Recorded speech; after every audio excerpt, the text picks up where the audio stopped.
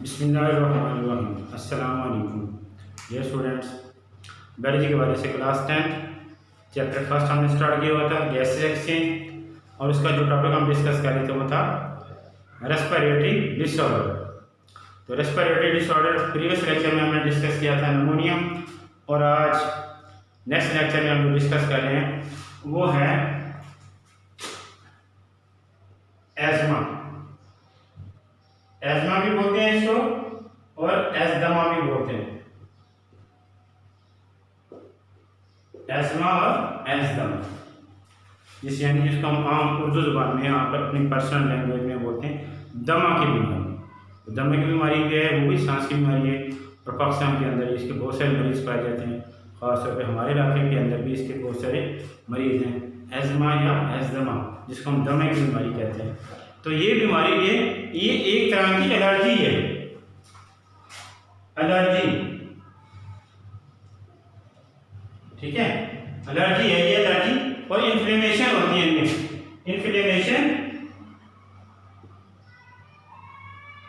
Inflammation है bronchi और bronchiole.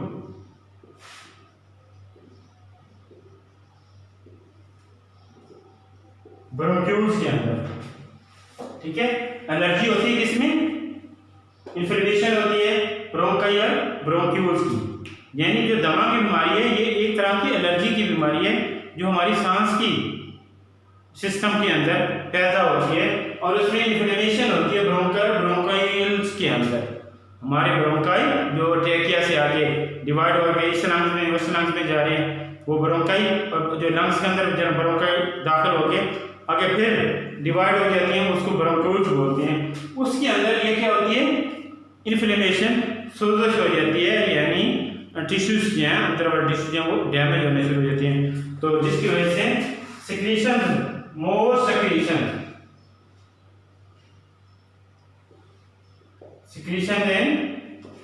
और मोर सिक्रीशन ऑफ म्यूकस ये है वो लेसदार मादा है वो बहुत ज्यादा पैदा होना शुरू हो जाता है। किसके अंदर? ब्रोंक्यूल्स के अंदर किसकी सिक्रीशन जो है म्यूकस की वो ज्यादा होना शुरू हो जाती है। तो जिसकी वजह से एयर पैसेज वे जो है वो नैरो हो जाता है। एयर पैसेज वे नैरो, तंग होना शुरू हो जाता है। जो सांस का रास्ता है वो तंग हो जाता है, फिर अंदर जो है वो क्या हो जाएगी? म्यूकस भर जाएगी सांस की नालियों के अंदर। ब्रोंक्यूल्स के अंदर सांस की नालियों के अंदर क्या पैदा हो जाएगी? म्यूकस भर जाएगी, लेसदार मादा भर जाएगी, जिसकी वजह से सांस की जो नाली है एयर पैसेज है वो तंग हो जाएगी। तो जिसकी वजह से सांस लेने में मुश्किल पेश आएगी दमे के मरीज को। तो इसमें ये ब्रोंक्यूल जो बड़े सेंसिटिव होते हैं, किसे? ये एलर्जन से, ठीक है ना। एलर्जन जो है, एलर्जन की वजह से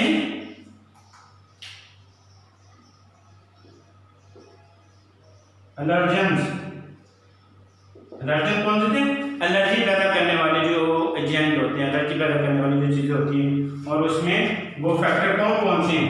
एलर्जी फैक्टर, जिसको हम बोलते हैं एलर्जी फैक्टर, जिससे एलर्जी पैदा हो जाती है।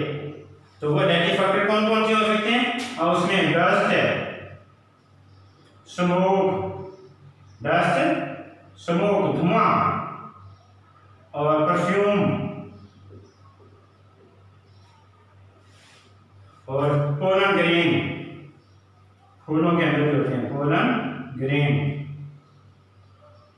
ये इसकी कॉजेज हैं, ये इसकी कॉजेज भी हैं।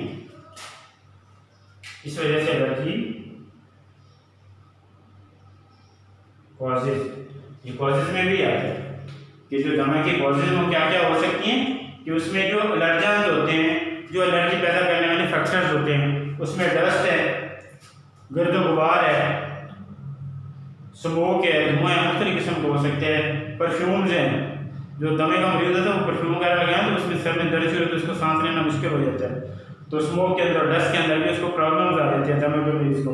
और पोलन ग्रेन, ये हमारे फूल होते हैं गुलाब के, मोती के, उसके अंदर पोलन ग्रेन होते हैं।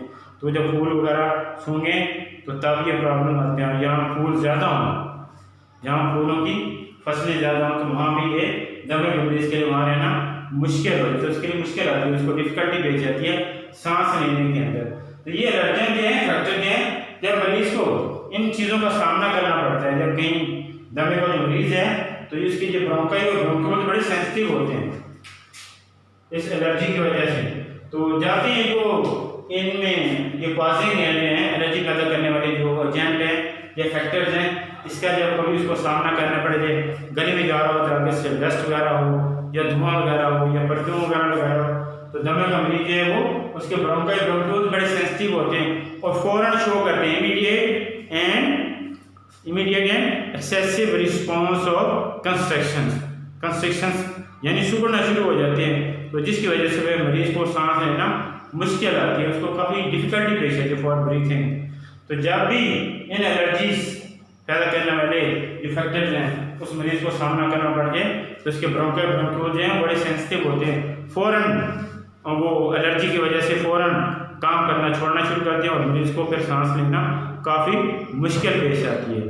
तो इसकी वजह से जो ये अस्थमा की बीमारी के अंदर उसको काफ़ी प्रॉब्लम आती है। तो फिर इन चीज़ों से उसको बचना पड़ता है।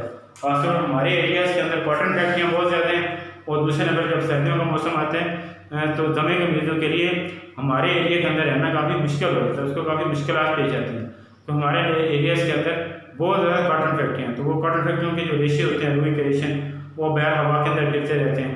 और फिर दूसरा कंडेंस टेम्परेचर के मौसम के अंदर भी सर्दी होती है और ह्यूमिडिटी ज़्यादा होती है, नमी ज़्यादा होती है। तो जिसकी वजह से जो दमे के मरीज़ हैं सर्दियों के अंदर हमारे इलाकों के अंदर रहना उनके लिए काफ़ी सारा मुश्किल पेश आ जाती है। तो फिर इसका ट्रीटमेंट क्या है? ट्रीटमेंट भी इसका हम साथ डिस्कस करते हैं। इसका ट्रीटमेंट ऑफ एस्थमा का ट्रीटमेंट। तो इसमें वो केमिकल यूज होते हैं, एस्थमा के अंदर केमिकल यूज करते हैं, केमिकल विच है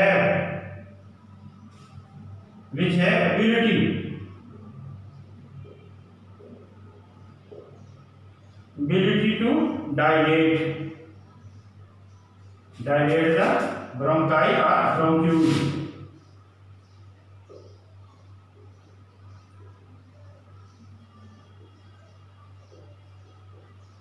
जी, तो इसमें ट्रीटमेंट में देखो केमिकल यूज करते हैं डॉक्टर हजरात या फार्मासिस्ट हैं इस मेडिसिन बीमारी का इलाज करने के लिए, अस्थमा का इलाज करने के लिए वो केमिकल यूज करते हैं जिसके अंदर एबिलिटी होती है। कौन सी केमिकल? विच है ability to dilate the bronchi या ब्रोंक्यूल्स, ब्रोंकाई ब्रोंक्यूल्स को खोल दे। उसके अंदर जो है वो क्या भर जाती है? म्यूकस भर जाती है, क्योंकि म्यूकस बहुत ज़्यादा पैदा होती है।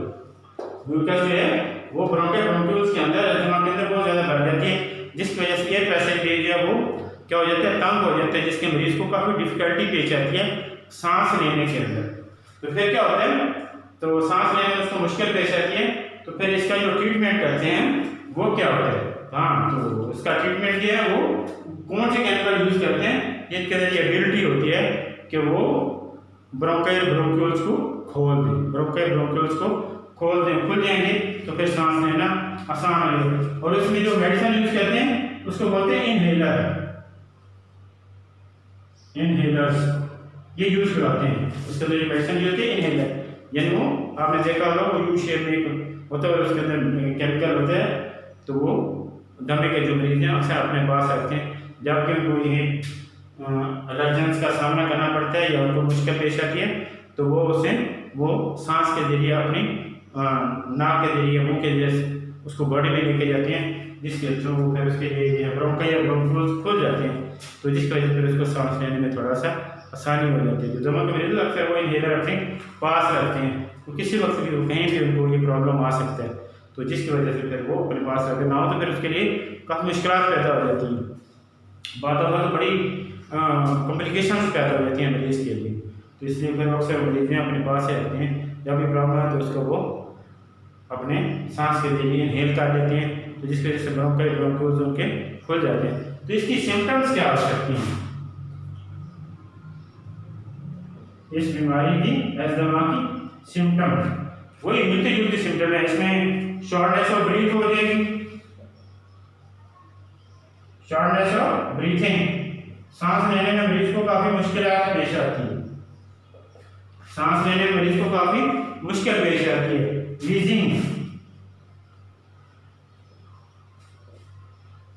सौंठ पैदा होती है, खासतौर पे जब हम सांस को बाहर निकालते हैं, एक्सहेल करते हैं ड्यूरिंग ब्रीथिंग, तो जब हवा को सांस को बाहर निकालते हैं तो वीजिंग सौंठ पैदा होती है, सीटी की आवाज़ पैदा होती है, विस्लिंग की सौंठ पैदा होती है, और वो तब पैदा होती है जब सांस की नालियाँ अंदर से तंग हो जाती हैं, तब ये होता है जब सांस की नालियाँ अंदर से बंद हो जाती है। ब्रोंकाइटिस के अंदर भी अंदर से सूजन हो जाती है, ब्रोंकाइटिस के अंदर से सूज जाती है, स्वेलिंग हो जाती है, जिससे एयर पैसेज में तंग हो जाते हैं, तभी वीजिंग की सौंठ पैदा होती है। और एस्थमा के अंदर म्यूकस पैदा हो जाती है, जिससे रास्ता तंग हो जाते हैं पैसेज में, तो तब भी सांस लेने में मुश्किल आती है और वीजिंग सौंठ पैदा होती है। और सीने के अंदर चेस्ट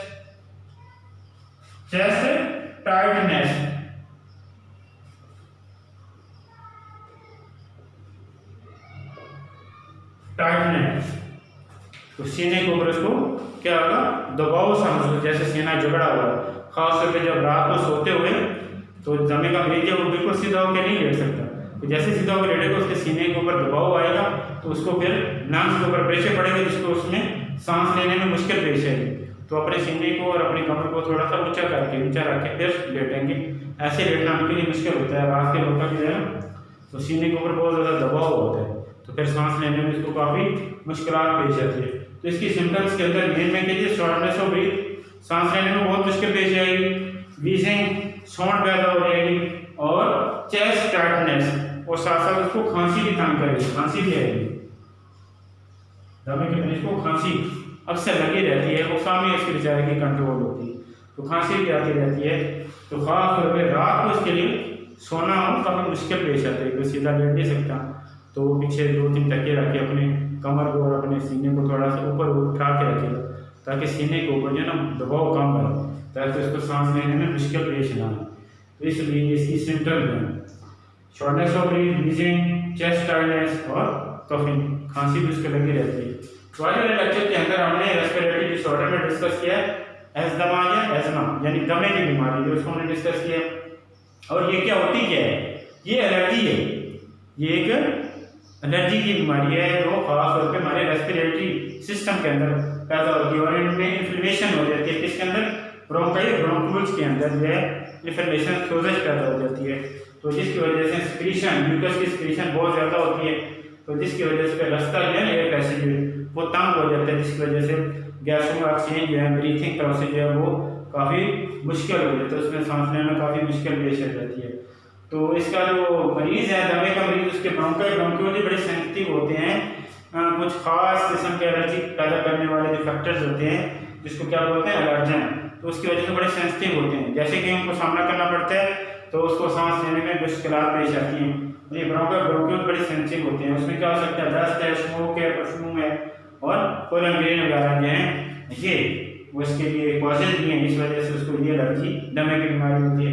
तो उसमें जब भी उसको सामना करना पड़ता है, उसके ब्रोंक्यूल जो हैं फौरन शो करते हैं, बड़े सेंसिटिव शो करते हैं अपने आप को, इमीडिएट एंड हाई रिस्पॉन्स देते हैं, किसके लिए, कंस्ट्रक्शन, ये शुगरना शुरू हो जाते हैं, जिस वजह से फिर सांस लेने में मुश्किल होती है, फौरन शुगर जाते हैं अंदर से, तो जिसकी वजह से फिर सांस लेना मुश्किल पेश हो जाते हैं। तो इसका ट्रीटमेंट क्या है, इसमें केमिकल यूज़ करते हैं जो ब्रोंक्यूल्स को खोल देते हैं, उसमें खासतौर पर इनहेलर यूज़ करते हैं, मरीज को इनहेलर यूज़ करा देता है। तो इसकी सिम्टम्स में क्या क्या चीज़ें, शॉर्टनेस ऑफ ब्रीथिंग है, वीजिंग है, कफिंग है, और चेस्ट टाइटनेस, सीने के ऊपर दबाव सा महसूस होता है। तो थैंक यू फॉर वॉचिंग, अल्लाह हाफिज़।